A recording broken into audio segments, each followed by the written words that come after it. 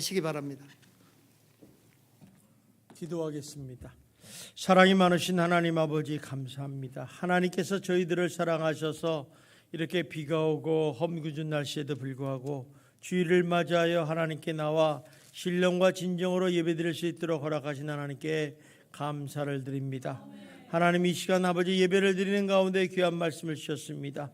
그 말씀의 깊은 교훈을 깨닫게 하여 주시고 시시로 남지 말게 하시고 내 마음판에 새겨 내 마음이 변하고 부응하는 놀라운 축복의 말씀이 되게 하여 주시옵소서. 성도들 한 사람 한 사람 이 악한 세대에 힘겹게 살아가고 있습니다. 악한 영들은 예수 이름으로 물리쳐 주시고 성령으로 충만하여 이 세상을 변화시키는 아름다운 백성들이 될 수 있도록 인도하여 주시옵소서. 예수님 이름으로 기도드리옵나이다. 아멘. 우리 옆 사람하고 인사합시다. 날마다 좋은 일이 날 것입니다. 한 번 더 인사합시다. 당신은 잘 되는 사람입니다. 오늘 본문 말씀은 예수님께서 십자가에 못 박혀 죽으신 후에 사흘 만에 부활하심을 통해서 이제 40일 동안 제자들에게 나타나셔서 승천하시기 전 제자들에게 부탁하신 말씀입니다. 우리 한번 45절부터 46절부터 48절의 말씀을 봅시다. 시작.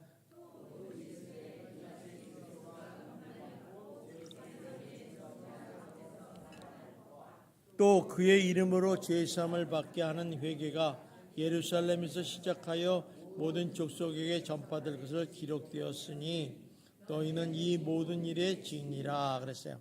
우리 한번 47절을 보면 예루살렘에서 시작해서 모든 족속에 전파될 것이 뭐냐? 그것은 바로 그의 이름으로, 예수 이름으로 죄사함을 받게 하는 회개를 전해야 된다고 말씀하고 계십니다. 이 죄사함을 위한 회개는 뭐 죄의식을 높이고 참여하도록 하자는 그런 거에 포인트를 맞추는 게 아니라 죄의식으로부터 해방된 인생이 돼야 된다는 거예요. 우리는 늘 살면서도 뭔가 답답하고 죄에 갇혀서 힘들게 살고 있어요. 근데 거기서 해방이 돼서 이제 너희는 전혀 새로운 방향을 향해서 근본적으로 변화된 새 사람의 인생을 살아가는 거예요. 다시 말하면 지난 시간에 말씀하신 물이 변화의 포도주가 되는 그런 새롭게 변화된 삶을 살아가도록 촉구하는 것입니다. 다시 말하면 거듭난 인생을 살아야 된다는 거예요. 이 복음이 예루살렘에서부터 모든 족속에게 세계 확장을 향해서 확장되고 선포되어야 할 것이라고 얘기합니다. 그것이 바로 너희가 이 일에 대한 증인이라 이렇게 얘기했어요. 그래서 제자들이 지금까지 예수님을 따라가서 보았던 일들, 예수님의 삶의 모습들, 또 예수님이 십자가에 못 박혀 돌아가시고 사흘 만에 부활하시는 그 사건들을 이런 것들을 에 대한 증인이 돼야 돼. 증인이. 예수님은 이런 분입니다. 그리고 또 이 복음을 예루살렘에 시작해서 모든 곳에 전파하는 그 일이 바로 너희들이 해야 할 일이라고 얘기하고 있습니다. 그런데 이 증인의 삶을 살려면 내 힘으로 안 돼요. 우리가 많은 사람들에게 전도하라, 복음을 전파하라 그러면 뭘 전해야 될지 모르겠습니다. 그렇지만 여러분 다들 알고 있어요. 복음, 주 예수 그리스도를 전하는 거예요. 근데 그게 평소 때는요 말을 그렇게 잘해요. 정말 유창하게 하면 옆 사람 한번 보세요. 말 얼마나 잘하는 사람인지 몰라요. 한번 보세요니까. 말 잘하죠? 쉬지 않고 얘기를 합니다. 그런데 복음을 전하라 그러면 얼음이 딱 붙어요. 왜 그래요? 두려워서 그래요. 가장 큰 문제는 두려움이에요. 그러니까 이게 무슨 얘기냐면 복음 전파는 사단 마귀와의 영적인 싸움이에요. 영적인 싸움을 이겨야 되는데 내 이 말로는 지성자기 잘하지. 그런데 막상 예수 믿으세요 하는 그 말 한마디가 힘든 거예요. 그러니까 하나님께서 이 사명을 감당하기 위해서 너희들 힘으로 안 되니까 성령의 능력이 너에게 필요하다 하면서 49절 말씀을 하는 거예요. 우리 다시 봅시다. 시작. 볼지어다 내가 내 아버지께서 약속하신 것을 너에게 보내리니 너희는 위로부터 능력으로 입혀질 때까지 이 생에 머물라 하시니라. 자, 여기 보니까 위로부터 오는 능력. 자, 이게 무슨 뭐야? 하늘로부터 오는 능력이에요. 이게 성령의 능력이에요. 이것이 너에게 입혀질 때까지 이 성에서 기다려라 이게야.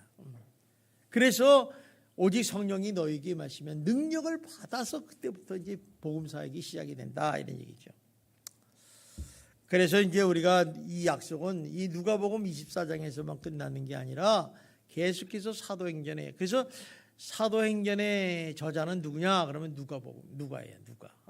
그래서 계속해서 이제 이렇게 성령의 역사가 계속된다는 것입니다. 그래서 이제 이에 예수님께서 성령의 약속을 기억하면서 제자들은 정말 예루살렘을 떠나지 않고 예수라는 사람에 있는 마가의 다락방이라는 곳에 모여서 이제 하나님께 한 마음으로 성령이여 속히 오시옵소서 하고 가사마는 마음으로 기도를 했다는 거예요. 마가의 다락방 가보니까요, 우리 교회만 해요. 요만해요. 그러니까 120명의 성도가 충분히 앉아서 기도할 수 있겠죠. 근데 거기서 열심히 기도하는데 한 10일쯤 지나니까 오순절이 날이 임했는데 그때 성령이 임하더라는 거예요. 근데 하나님께서 성령이 임할 때 다들 모를 거 아니야. 이게 조용히 오는 게 그렇지 않아요. 성령이 임할 때 어떻게 했어요? 강하고 급한 그 바람 같은 소리와 함께 불이 마치 혀를 갈라내듯이 이렇게 눈에 보면서 성령의 체험을 하게 됐다는 겁니다. 이 모두 다 성령의 충만함을 받습니다. 그런데 놀라운 것은 성령이 혀를 주관하셔서 성령의 말대로 성령이 붙잡혀가지고 성령께서 말하시는 게 하였다는 거예요. 그래서 그들이 유대인들을 향해서 디아스포라 유대인들을 향해서 주 예수 그리스도를 담대히 전하기 시작했다는 거예요. 사실 그 전까지만 해도요, 이 유대인들에게 복음을 전하는 것은 말도 안 되는 거예요. 왜? 유대인들은 어떻게 하면 이 예수 믿는 이 무리들을 잡아다 집어넣을까, 핍박할까 여기에 초점을 뒀어요. 그러니까 너무너무 무섭고 두려웠어요. 그런데 이렇게 전하게 됐다는 거예요. 그러자 이제 그들이 전한 복음을 들은 그들이 어떤 반응을 일으켰는가? 바로 이제 사도행전 2장 37절 38절의 말씀입니다. 봅시다. 시작. 그들의 이 말을 듣고 마음에 찔려 베드로와 다른 사도들에게 물어 이르되 형제들아,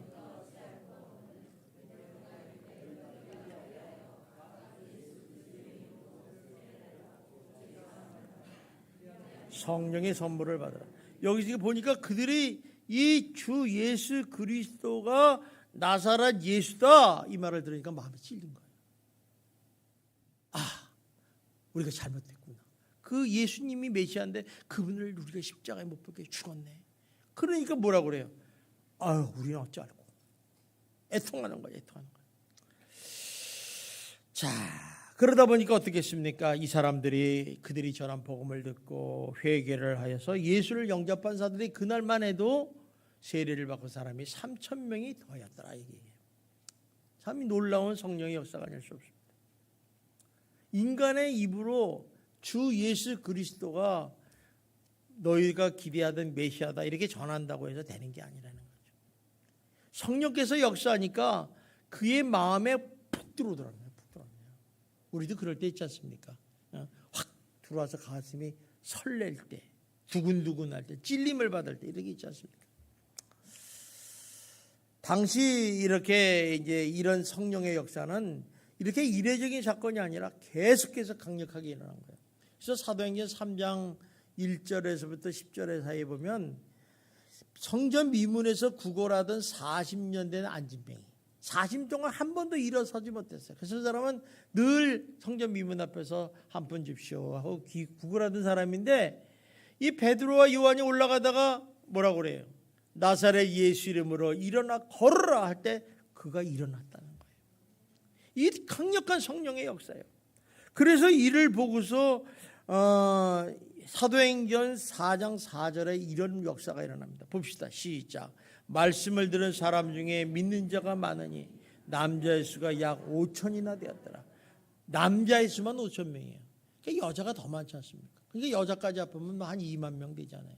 그러니까 많은 사람들이 이 안진뱅이가 일어난 걸 보고 또 그 사람의 간증을 듣고 그러다 보니까 남자의 수만 5천 명이 됐다. 당시 예루살렘에 그 사는 인구가 상주하는 인구가 약 8만 명이 됐다고 그래요. 8만 명. 그래서 이제 8만 명이 되는데 이제 절기가 되면 한 200만 명이 온다고 그래요. 근데 이 8만 명인데 3천 명 지금 복음을 전해서 며칠 사이에 5천 명, 8천 명 이상이 세례를 받고 예수를 믿게 됐다. 얼마나 놀라운 일이 일어났습니까? 인구 10%가 예수를 믿었다는 거예요. 여러분, 이 유대인들은요, 예수를 메시아로 인정하지 않은 사람이에요. 그러니까 이들에게는 말도 안 되는 얘기인데 이 사람들이 종교를 개종했다? 이건 기적과 같은 일이에요. 지금도요, 여러분 예루살렘에 가보면요, 랍비들이 수염 이렇게 길르고 시꺼먼 옷 입고 왔다 갔다 해요. 이럴 정도로 강력한 곳이 예루살렘이에요. 근데 그곳에서 이렇게 개종의 역사가 일어나고 변화가 역사가 일어났다는 거예요. 이런 성령의 역사가 예루살렘만 그런 국한에서 아니에요. 온 유대와 사마리아와 땅끝까지 이르러서 오늘날 우리 역사 속에서도 하나의 거대한 물결 붕의 역사가 지금 계속 일어나고 있다는 것입니다. 우리가 기독교 역사를 보면요, 이런 성령의 강력한 역사가 일어나는 현장이 바로 교회를 중심으로 해서 일어나고 있다는 거예요. 그러니까 교회에서 그러면 다 어떤 교회나 다 일어나느냐? 그렇지 않아요. 특별히 성령의 역사가 충만하게 일어나는 교회에서 시작되는데 그 복음이 전파에 일어나는 현장에는 예수께서 십자가에 죽으심과 부활하심을 보고 들었다는 사람들의 있는 그들의 증인된 사람들이 증인이 있었다는 거예요. 나는 예수를 보았다. 예수님이 사흘 만에 십자가에 돌아가시고 사흘 만에 부활하심을 나는 직접 봤다는 이 증인들이 있었다는 거예요. 그러니까 이 사람들이 담대하게 전했는데 하지만 그 당시만 해도 이를 보고 들은 사람들이 다 증인이 될 수 없었다는 것입니다. 증인이 된다는 것은요, 대단한 용기가 있어야 돼요. 그때는 이 예수 믿으십시오 하면 그 감옥에 갈 수도 있고 죽을 수도 있어요. 마치 우리가 북한에 가서요, 예수 믿으세요 전파하면 어때요? 안 가봤죠? 한번 가보세요. 가서 얘기하면 여러분 당장에 저 감옥에 가든가 죽습니다. 중국에도요, 지금은요 어떠냐면 예전만 해도 예수 믿으세요 하고 할 수 있었어요. 지금은요, 예수 믿으면 공안들이 뭐라고 해요? 국가보호란죄, 간첩 스파이로 잡아가지고 다 감옥에 들어갑니다. 얼마나 무서운지. 지금 이 예수를 복음을 전파하는 곳에서 방해하는 세력들은 다 이렇게 걸어서 다 집어넣는다는 거예요. 그 당시도 마찬가지였던 거예요. 예수를 믿으라는 게 보통 배짱이 아니면 안 돼요. 죽음은 죽으리라는 그런 마음을 가지고 왔을 때 이게 가능했다는 거죠. 그런데 그들이 예수를 믿으라고 하는데 오히려 그 예수의 주 예수 그리스도의 복음을 증언을 드러내는 사람보다 그들을 더 핍박하고 조롱하고 배척하고 싫어하는 사람이 훨씬 더 많았다는 거예요. 지금도 그렇지 않습니까? 우리 이 세상을 살아가는 데 보셔서 예수 믿는 사람이 많습니까? 안 믿는 사람이 많습니까? 여러분 똑똑히 아셔야지. 안 믿는 사람이 90%예요. 90%. 한 집 건너가 아니라 열 집 건너 한 집만 예수 믿어. 얼마나 힘든지 이거 모릅니다. 근데 그들을 보면 예수 믿으세요. 말 듣고 내지 마. 예수 믿어서 뭐해 그까짓 거. 소용없어. 그냥 내 마음만 편하고 내 가정만 잘 되면 되겠지. 여러분 그렇게 살아봤자 100년이요. 100년. 100년 후에 어떻게 할 거예요? 100년 후에는 어떻게 할 거예요? 지금 50 이상 된 사람은 50년 후에 어떻게 할 거예요? 100년까지 산다고 보장하고 얘기하는 거예요. 죽음은 끝이 아니잖아요. 우리 죽음은 끝난다는데 죽음은 정말 끝납니까? 절대 안 끝납니다. 이 삶이라는 게 끝이 없어요. 끝이 없어요. 소망이 있잖아요. 그러니까 그런데도 불구하고 이렇게 저들이 증인될 수 있다는 것은 성령의 충만함을 받아서 성령의 능력으로 담대해졌기 때문이에요. 그러니까 그 당시 순교자들이 그렇게 복음을 전하다가 십자가에 못 박혀 죽고 불에 화양당하는 것은 이런 능력이 있었기 때문에 성령이 충만한 능력. 그래서 마치 성령의 역사는 기포제 같은 것이 되었고 성령이 임하는 순간 부흥의 마중물이 되었다는 것입니다. 여러분, 마중물이라는 단어 아십니까? 마중물. 요새 사람은 잘 모를 거예요. 마중물이라는 것은 이렇게 이제 펌프도 잘 모르겠지. 내가 그림을 하나 올리려고 그랬는데 안 올렸어요. 펌프가 있는데 여기다 이제 지하수를 끌어올려요. 물이 없는 거, 옛날에 수돗물이 없을 때는 그랬거든요. 그러면 이제 그걸 뽑아놓으면 그 물을 이제 쓰고 나서 두면 물이 쭉 빠져요. 그러니까 물을 다시 끌어올려야 되잖아요. 그러면 한 바가지에 물이 있어야 돼. 그래서 그걸 위로부터 이렇게 위에다 집어넣고 옆에서 삐걱삐걱삐걱 하면 그것도 빨리 해야 돼요. 하면 물이 샥 올라가지고 콸콸콸 나와요. 근데 지금도요, 수돗물이 안 나오는 외딴 지역에 하면 이 펌프가 있습니다. 펌프로 있는데 이 펌프를 가지고 이제 하는 것을 볼 수가 있습니다. 그러니까 마중물이라는 그런 거예요. 그런 거. 자, 그러면 부흥이 뭐냐요? 부흥. 우리가 이제 보통 오늘도 우리 이번 여름 영성 특별 저녁기회 때도 성령이요 부흥이 이렇게 나라고 하는데 이 부흥이 뭐냐는 거예요. 부흥은 어떻게 오느냐는 거죠. 여의도 순복음교회 이영훈 목사님이 이 부흥의 의미를 대해서 이렇게 얘기를 하셨어요. 한번 잘 들어보십시오.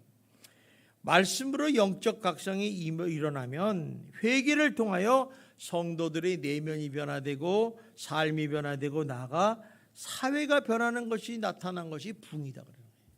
그러니까 내 삶만 변화되는 게 아니야. 내도 변하고 내 가정도 변하고 교회도 변하고 더 나아가서 사회까지 변하고 이걸 부흥이라고 해요. 부흥. 대한기독교 감리회는 전 감독회장인 이철 목사님은 부흥에 대해서 이렇게 했어요. 교회가 무너지는 상황일 때 조직적으로 회복되는 것이 부흥이 아니라 사람 자체가 새롭게 변화되는 것이 부흥이다 그러죠. 그러니까 사람이 변해야 돼, 사람이. 그래서 그 계속해서 이렇게 하는데 교회에 출석하는 사람이 많다. 우린 대형 교회니까 부흥한 교회야. 그건 잘못된 거라는 거예요. 교회에 출석하는 사람이 많은 게 중요한 게 아니라 회개를 통해서 변화되고 새 생명을 얻는 회복되는 것이 그 부흥이라는 거예요. 그러니까 지금도 여러분 한 사람 한 사람이 예수 그리스도의 이름으로 회개하고 회복돼서 부흥하면 여러분이 부흥이 일어난다는 거예요. 여러분 이런 부흥이 여러분 삶에 일어나기를 주님의 이름으로 축원합니다. 그래서 성령에서 나오는 대표적인 부흥 운동이 나타나는데 그게 뭐냐면 미스바 대부흥 운동이에요. 사무엘상 7장 3절에 봅시다. 한번 보면은 이런 말씀입니다. 우리 한번 읽어보시죠. 시작. 사무엘이 이스라엘 온 가족에게 말하되 돌아오려거든 이방 신들과 아스타롯을 너희 중에 제거하고 너의 마음을 여호와께로 향하여 그만을 섬기라. 그리하면 너희를 블레셋 사람의 손에서 건져내. 여기 보니까 만일 너희가 전심으로 여호와께 돌아오려거든. 그러니까 하나님께 안 돌아왔다는 거예요. 안 돌아왔다는 거예요. 근데 온전히 들어요. 전심으로 돌아와요. 그러면 너 이런 거 제하고 세상 거 다 제하고 여호와를 향하여 네 마음이 여호와를 향하여 그만을 섬기라. 이러면 회복되면 부흥이 일어난다 이런 얘기예요. 여러분 이제 부흥이 일어나면요 놀라운 일들이 많이 일어나요. 그래서 부흥을 우리가 사모해야 되는 이유가 거기 있어요. 여러분 부흥이 일어나면 얼마나 좋은 일인지 아주 정말 맛깔진 일이 일어나는 거예요.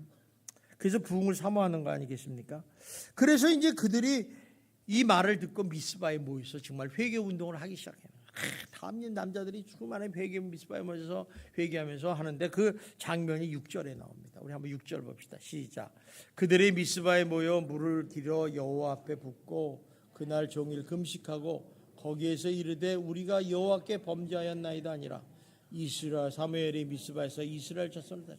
자, 미스바에서 물을 길어서 여호와 앞에 붓다. 이 말은 뭐냐면 우리들의 더러워진 심령, 죄들을 다 깨끗하게 물로 씻었다 이런 의미, 상징적인 의미예요. 그리고 금식을 했다. 금식이 뭐예요? 이 시간이 없는 거예요. 그러니까 이게 뭐냐? 우리 여러분 금식하라면 회개기도는 안 하고요. 맨날 뭐 먹을 거 생각해. 순대 먹고 싶어. 왜 갑자기 거기서 순대가 나와? 그런데 이상한 건요. 금식할 때 먹고 싶은 건요. 다 길거리 음식이야. 뭐 갈비 먹고 이런 생각 안 해요. 뭐 떡볶이 먹고 싶어. 거기서 왜 또 오뎅 먹고 싶어? 이상한 자료만 해요. 근데 어쨌든 간에 금식을 하고 거기서 뭐라고 그러냐? 우리가 여호와께 범죄하였나이다. 이 고백이 중요한 거예요. 하나님, 내가 하나님께 범죄하였나이다. 우리 한번 따라봐요. 하나님, 내가 하나님께 범죄하였나이다. 이 고백이 진정이 일어나야 된다는 거예요. 그러면 우리가 회복이 된다는 거예요. 그러니까 여러분들 회개하면서 아시죠? 내 죄를 뭘 알아? 주님이 물어보잖아. 너 뭐 됐니? 한번 물어보세요. 옆 사람한테. 너 뭘 회개하니? 뭐였니? 그래 물어봐요. 아, 물어보라니까. 내가 하나님처럼 물어보라니까. 그럼 우리는 여호와께 범죄하였나이다. 이 고백을 해야 돼. 이 고백이라는 게 엄청 중요합니다. 우리가 하나님 앞에 고백을 할 때 우리 심령이 성령께서 뒤들어 버리는 거예요. 뻥 때리는 거예요. 그래서 회개는요, 내 입술로 하는 게 아니라 성령의 역사가 일어나야 돼요.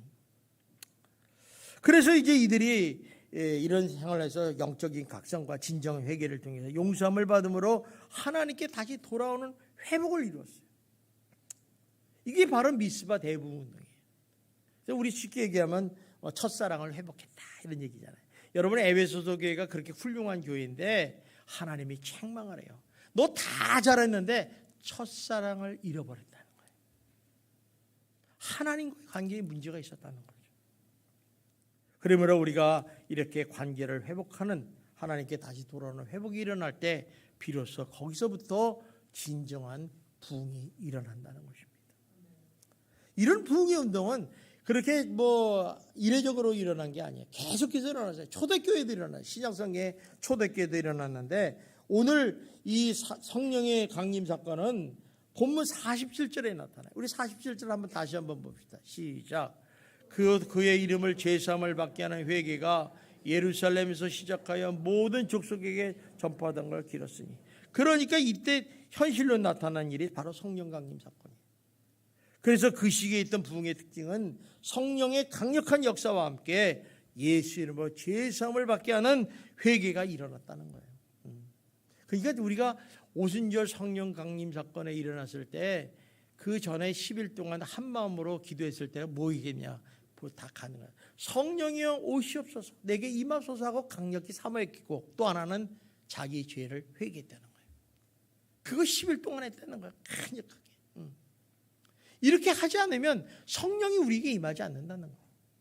우리 어떤 사람이 욕심을 내가지고 아버지 나 뭐 하고 싶습니다. 난 하나님 은사를 주시오. 나는 물을 걷고 하늘을 나르는 은혜를 베풀어 주시옵소서. 그러면요 귀신이 슉 들어가는 거예요. 사악한 욕심은 귀신 방언하는 거예요. 그러니까 여러분이 영성 집회 때 귀신 들려서 한 사람이 있잖아요. 그래서 저한테 뒤통수 맞은 사람은 딱 그 사람이에요. 맞지 마세요. 제 손바닥이 두껍습니다.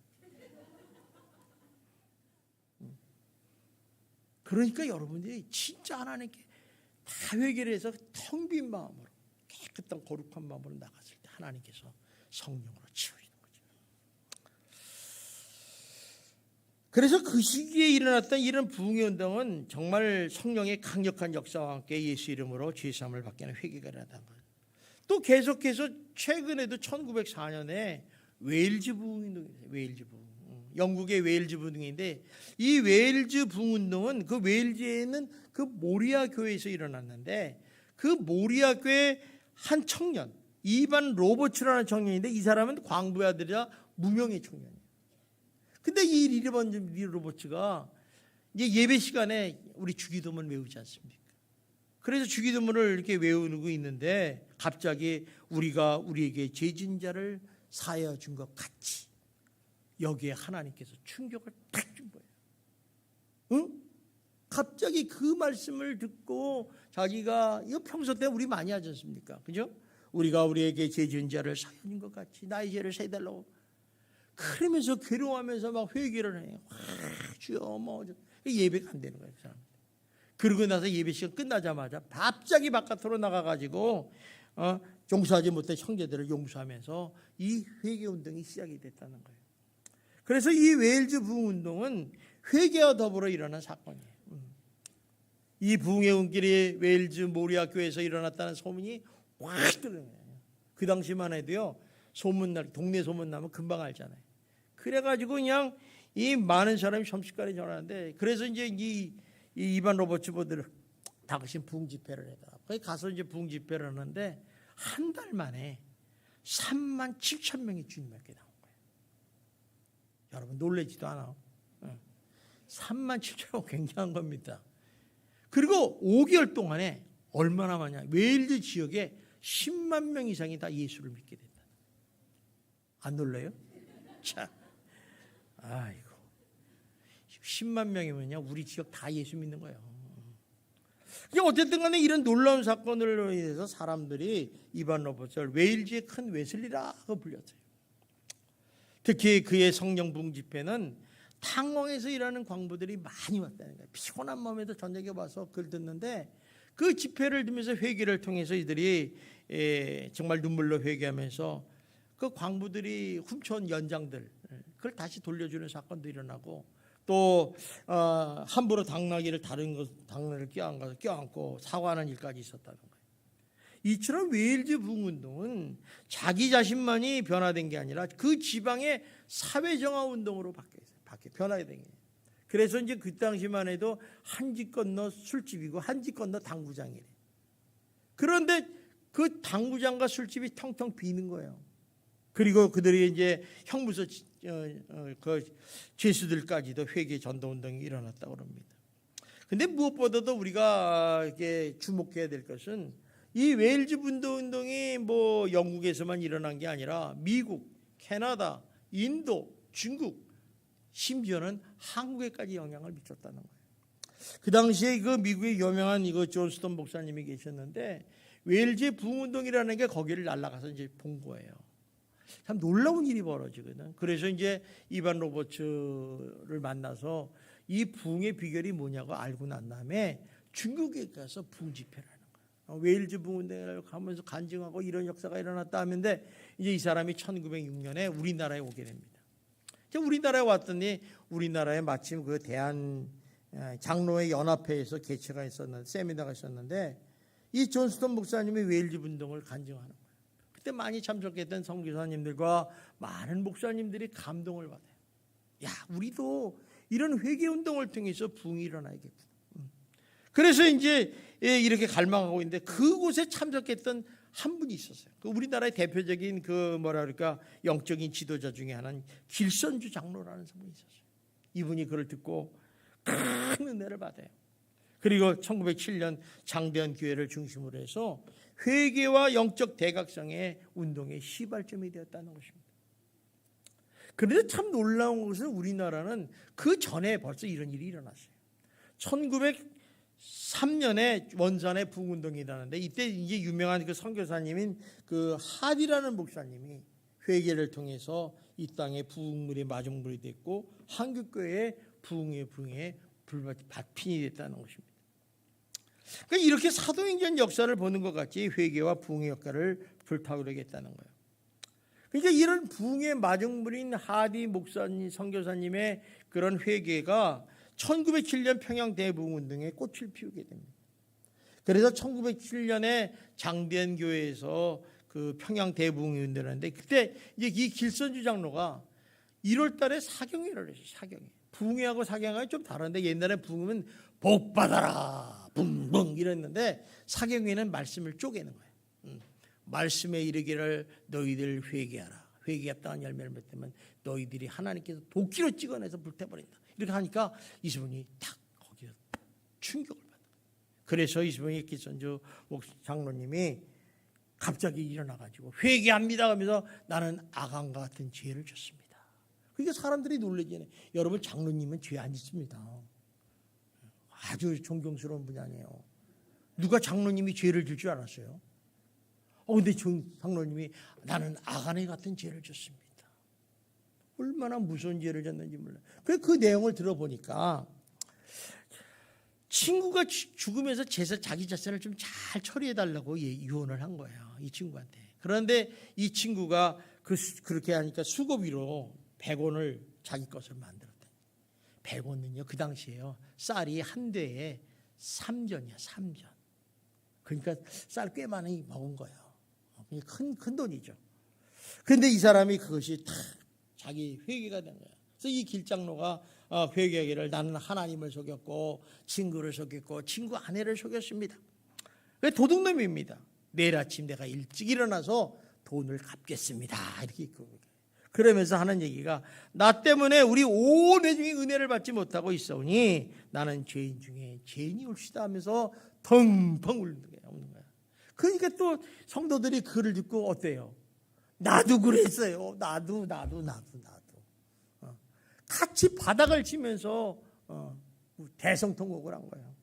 근데 이것이 얼마나 오래 가냐면 낮에 집회를 했는데 밤 12시가 지나도록 계속 회개를 하는 거예요. 막 이 사람 저 사람 이 사람. 그러니까 주최하는 교회에서 어땠습니까? 이제 그만하고 집에 가서 주무십시오. 내일 또 합시다. 그럼 막 달래가지고 보냈는데 이 성령의 감동의 은혜가 너무 심해가지고 잠을 잘 수가 있나. 그래서 아침 일찍 일어나가지고 이제 교회에 모였는데 60~70명이 모였다는 거예요. 60명. 뭐 누가 여기서 새벽 기도를 드려서 목사님이 설교를 하고 또 기도하고 이러는 시간이 아니라 그런 시간이 됐다는 거예요. 그래서 이제 이를 통해서 이제 문을 열고서 시작한 것이 바로 우리나라의 한국의 새벽 기도가 시작된 거예요. 그러니까 길선주 장로가 주범이에요. 새벽 기도의 주범. 그래서 그때부터 이제 새벽 기도가 시작이 된 거죠. 이 새벽 기도는 성령의 감동을 받은 사람이 중심이 된 거예요. 그러니까 성령의 감동이 없고 회복이 없는 사람은 새벽 기도 안 해요. 졸려 죽겠는데 무슨 새벽 기도? 한번 여러분 옆 사람한테 물어보세요. 졸리는데 왜 새벽 기도합니까? 한번 물어보라니까. 다 안 하는 사람은 안 물어봐요. 그러니까 성령의 감동받은 사람이 하는 거예요. 여러분 새벽 기도가 얼마나 좋은 줄 아십니까? 좋으니까 아니야 미국 사람들 따라서 해요. 외국에서 다 따라서 하는 거예요. 그래서 새벽 기도를 했더니 붕이 일어나더라는 거예요. 그래서 이제 이 사람들이 부흥을 이렇게 일어나는데 그때 이제 한국교회 부흥을 지켜보던 한 선교사님이 이런 고백을 하는 것을 기록했어요. 이 성령의 은혜로 회개하고 회복이 일어나니까 수천 명이 글을 배우기 시작했다는 게.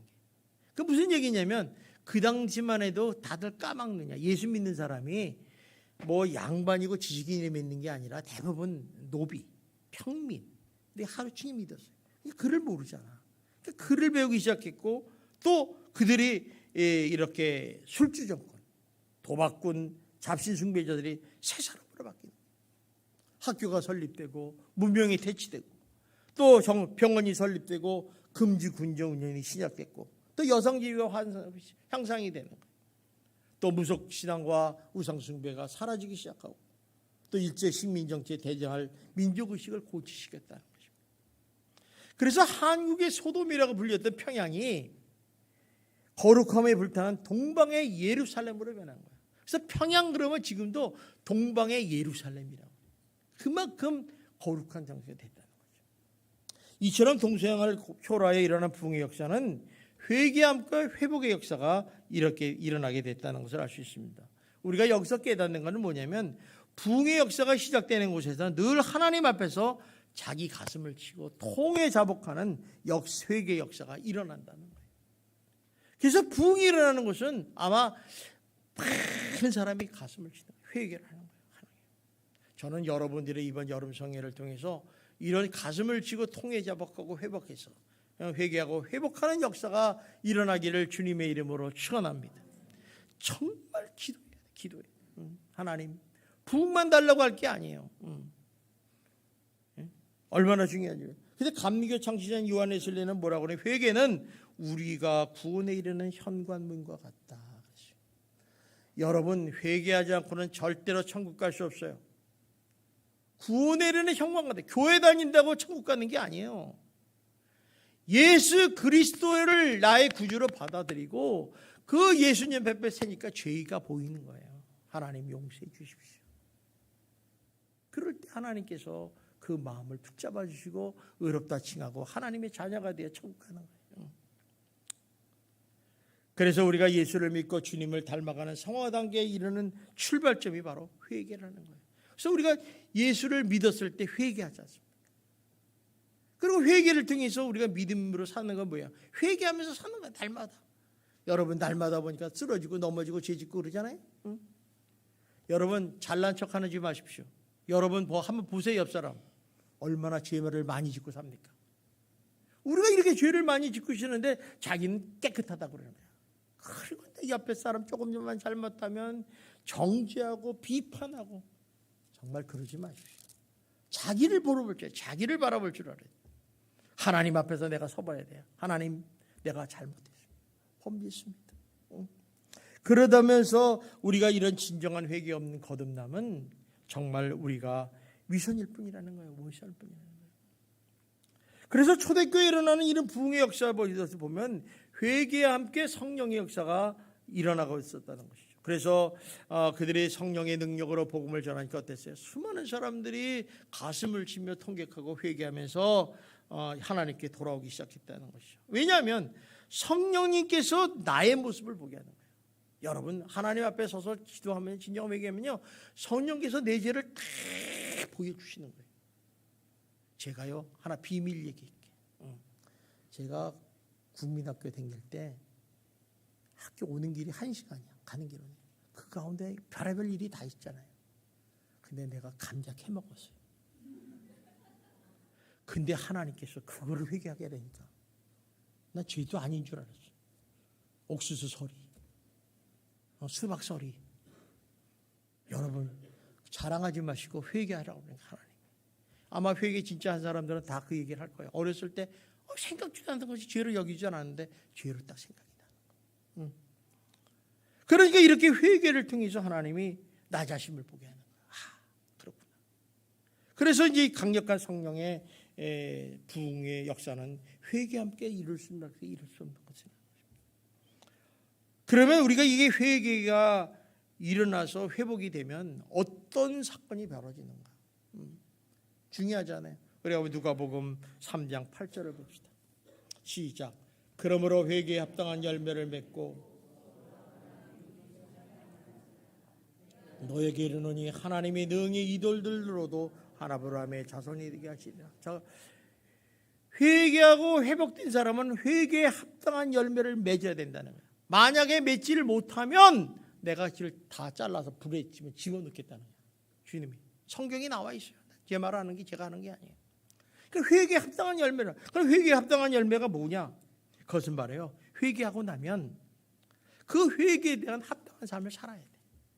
그리고 변화된 삶의 열매를 맺어야 되는 거예요. 예를 들면 이런 거예요. 좀 쉽게 얘기하면 술을 안 먹어. 술을 먹다가 주여 회개합니다. 술 안 먹겠습니다. 그럼 먹지 말아야지. 근데 또 먹어. 그건 가짜야. 무슨 얘기인지 알아요? 그러면요 더 회개해야 돼. 더. 아버지. 응. 그래도 회개가 안 되면 바늘로 찔러 허벅지를. 그 고통을 참으면서 진정으로 돼. 여러분 거짓말해요. 회개해야죠. 정직하게 살겠습니다. 근데 또 거짓말을 해. 그러면 회개. 이게 회개에 합당한 열매라는 건 이렇게 자기가 회개를 하면 그거에 대해서 실천하는 거예요. 그러다 보면 삶이 변하는 거예요. 그래서 회개가 부흥의 마정물인 이유는 열매가 있고 회개에서 실제적인 삶의 변화가 일어났다는 것입니다. 그래서 우리나라의 초대 기독교의 부흥 운동을 보면요, 회개만 해서 기도로만 끝난 게 아니라 삶의 변화가 일어난 거예요. 실제적으로. 그래서 우리가 한마디로 실제적으로 변화해요. 예를 들면 아까 기선주 장로님이 자기가 100원을 수고비로 받았다. 뭐 그럴 수도 있잖아요. 우리는. 그런데 그걸 회개한 거예요. 그러니까 남의 돈을 횡령하거나 훔쳤거나 있으면 되돌려주는 운동이 일어난 거예요. 근데 이제 이를 보니까 주변 사람들이 참 좋거든. 그러니까 일반 예수 안 믿는 사람들도 그런 운동을 했다는 거예요. 그러니까 사회에 막 영향력을 끼치는 거예요. 이 공주에서 교인들이 훔친 돈과 물건을 돌려주는데 가까운 곳에 가면 직접 찾아가서 용서를 빌고 돈을 돌려드리고, 또 먼 곳이면 소포를 보내면서 편지를 써서 용서를 빌고, 또 아무리 찾아도 없어. 그러면 교회 재단에 올려놓고 용서를 하나님께 빌렸다는 거예요.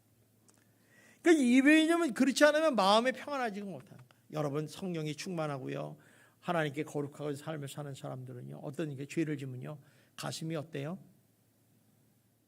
콩당콩당해. 콩당콩당. 막 성령이 내 마음을 탁 한번 쳐봐요.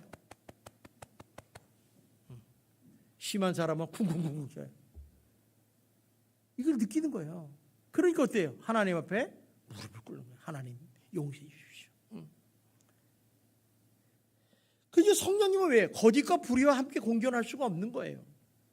그래서 예수 믿는 사람은 정직해야 돼요. 성실해야 돼요. 하나님 앞에 의로워야 되는 거예요. 빛의 열매이기 때문에. 그런데 그렇지 못한 사람이 많다는 거예요. 그러니까 세상이 안 변하는 거예요. 세상이. 나가 안 변하고. 왜 예수 믿는데 10년 됐는데 안 변하며? 진정한 회개가 따르지 않기 때문에 그렇다는 거예요. 얼마나 안타깝습니까? 그래서 이 1904년 원산에서 시작한 부흥운동은 평양대국백성운동을 일으키면서 새로운 가치관과 윤리관을 자리 잡기 시작했다는 거예요. 무슨 얘기냐면 이전까지 깨닫지 못한 죄를 깨닫게 되니까 회개로 그치는 게 아니라 새로운 삶이 시작되는 거예요. 그러니까 죄를 인식하는 죄의식인 새로운 가치관과 윤리식을 새롭게 만들기 시작했어요. 그래서 은혜의 출발점은 죄를 회개하는 데부터 시작하는 거예요. 여러분 은혜 받기 원하십니까? 회개하십시오. 은혜를 하나님 부으십니다. 그들도 살인이나 강도나 도둑질이나 절도나 횡령 같은 거나 보편적인 죄의 문제로 알았어요. 그런데 그들이 몰랐던 게 뭐냐면 그 당시에 축첩, 노예제도, 제사의식, 다 술, 담배 같은 것은 예수님이 알기 전에는 죄로 여기지 않았다. 우리도 그렇지 않습니까? 우리도 예수 믿기 전에 뭐 주일날 놀러 가는 거, 뭐 술 먹고 담배 피는 거, 뭐 죄로 여겼습니까? 다 당연한 거 아니겠습니까? 그런데 복음의 빛이 들어가니까 그동안 몰랐던 것이 죄로 여겨지기 시작한다. 이게 죄의식이에요. 아, 이게 죄구나. 주일 성수를 온전히 못한 것도 죄구나. 깨닫게 되는 거예요. 그러니까 여러분들이 어떤 사람이 그래요. 당신은 죄인입니다. 그러면 내가 무슨 죄를 졌다고 죄인이야? 이렇게 얘기하는 거예요. 그러니까 죄를 모르면요, 회개할 이유가 없죠. 응? 당신은 죄인입니다. 이걸 깨달아야 돼. 깨달아야 돼. 충남 홍성의 한 달의 교회에서 이런 같은 일이 벌어졌는데, 이 한 달의 교회 어떤 집사님이 예수를 잘 믿었어요. 근데 그때만 해도 예수 믿기 전에마다 어떤 사람은 대단한 도박꾼이에요. 이 손조리에 기가 막혀요. 그 사람은 돈을 거의 잃어본 적이 없다는 거예요. 그래서 돈을 막 긁어모으는 거예요. 이거 자기가 도박해서 번 돈 돌려주지 않습니다. 그런데 예수를 믿고 은혜를 받고 나니까 야, 이게 죄구나 해서 10년 전에 도박해서 딴 그 큰 산이 있었대. 그 주변에 수풀이 우거지고 한 그 산의 그 주인에게 이걸 돌려줬대. 또 자기가 딴 돈을 누구한테 딴지 알잖아. 그러니까 그것도 계산해서 돌려줬다는 거예요. 사람들이 얼마나 놀랐겠어요. 거기다가 자기도 첩이 하나 있었대. 근데 아들이 하나 낳았다는 거예요. 그러니까 어떻게 돌려보내. 근데 그래도 첩을 돌려보냈대. 그 대신 학교를 보냈대. 간호사를 공부하라고. 응? 그런 일이 막 벌어지는 거예요. 그러니까 당시에 이런 축접의 문제는 큰 사회적인 양반사에서 당연한 거 아닙니까? 남성의 정말 능력과 지위를 상징하는 거 아니겠습니까? 근데 이 사람이 부흥회와 사경회를 통해서 회개하면서 성령을 체험하니까 그 많은 양반들이 첩을 내보내는 사건이 벌어졌다는 거예요. 성도들의 모습을 보면서 주변 사람들이 어떻습니까? 아, 정말 첩은 죄구나 생각하니까 한국의 일부 일처주의가 딱 자리 잡기 시작합니다. 그때부터 얼마나 놀라운 일이 아닙니까? 이처럼 회개운동이 사회를 변혁시키는 운동으로 변한 것입니다. 그래서 복음이 들어간마다 새로운 윤리의식이 생기면서 노비가 해방되게 이루어졌다는 것입니다. 오늘날 우리 교회가 새로운 가치관과 윤리의식을 만들어내지 못하고 교회가 세상을 변화시키지 못하는 이유가 뭐냐는 거예요. 야, 교회가 정말 세상과 뭐가 다르냐? 조롱하고 비판합니다. 야, 예수 믿으면 뭐해? 교회 다니면 뭐해? 이렇게 얘기를 하지만은 그 이유는 바로 진정한 회개가 이루어지지 않았다는 거예요. 진정한 회개가 이루어지면 회개에 합당한 열매를 맺게 되고 삶이 변하게 되게 된다는 거예요. 그런데 이루어지지 않으니까 어떻게 해요? 죄를 져도 죄의식이 사라지는 거예요. 죄가 아니야. 주일날 한번 빠져? 그럼 뭐 빠질 수 있지. 죄의식이 사라집니다. 근데요, 하나님은요, 씹어요. 너 한 번 빼졌지? 2번 빠졌지? 3번 빠졌지? 기록실에 다 기록되는 거예요. 여러분, 하나님 우습게 보지 마세요. 하나님은요, 우리들의 하나하나 행동이나 마음 하나 다 보시는 거예요. 그러다 보니까 어땠습니까? 우리가 정말 죄에 대해서 또 양심의 털이 나가지고 죄에 대해서 무지한 거예요. 무감감이야 뭐야. 죄를 져도 무감감이야. 그거 술 한잔. 그럴 수 있지 뭐. 세상을 살아가는데 어떻게 안 살 수 있느냐. 그럴 수 있는 거예요. 우리가 세상과 얼마나 타협하고 싶습니까? 그러다 보니까 어때요? 죄에 대해서 이러니까 내 삶이 변화되지 않으니까 결국에 내 가정이 안 변하는 거예요. 그리고 내 교회가 안 변하고 세상을 변화시키지 못하는 거죠. 여러분들이 최소한도 교회 10년 이상 다녔는데 내가 안 변했다면 그거는 여러분의 탓입니다. 내가 변하면 내 가정이 변합니다. 내가 변하면 내 옆 사람이 변하는 거예요. 내가 변하면요, 술 친구가 없어집니다. 제가 장담을 할 수 있어요. 내가 변하면 담배 친구 없어집니다. 내가 변하면 거짓말꾼이 없어집니다. 내가 안 변하니까 내 옆에 자꾸 술꾼, 담배꾼 뭐 다 붙이는 거예요.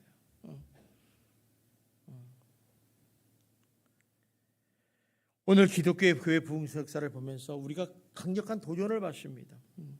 성령께서 이끄시는 회개를 통해서 진정한 회복이 일어나시기를 주님의 이름으로 축원합니다. 그러기 위해서는 우리가 회개할 것이 무엇인가? 정말 무엇보다도 먼저 하나님의 관계를 회복하시기 바랍니다. 하나님의 관계를 회복하지 않으면 모든 것이 다 끝나는 거예요. 관계를 회복하시고 사람과의 관계도 회복하시기를 주님의 이름으로 축원합니다. 그리고 두 번째는 내 삶과 내 가정 속에서 바꿔야 할 것이 무엇인가? 하나님이 기뻐하지 않는 일들을 한 것이 무엇인가? 생각해보고 회개하시고 결단하십시오. 이거를 진정으로 회복할 때 여러분의 역사가, 부흥의 역사가 일어나기 시작한다는 것입니다.